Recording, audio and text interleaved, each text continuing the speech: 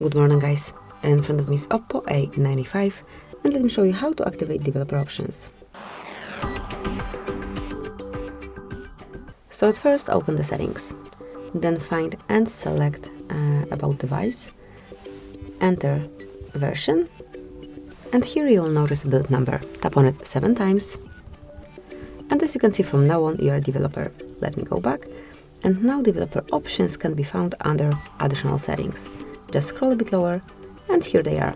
Click to open, use them however you like, then to switch them off, unmark this top icon and they are no longer accessible. If you wish to activate them again, you will have to perform the same trick. Thank you for watching, please subscribe our channel and leave the thumbs up.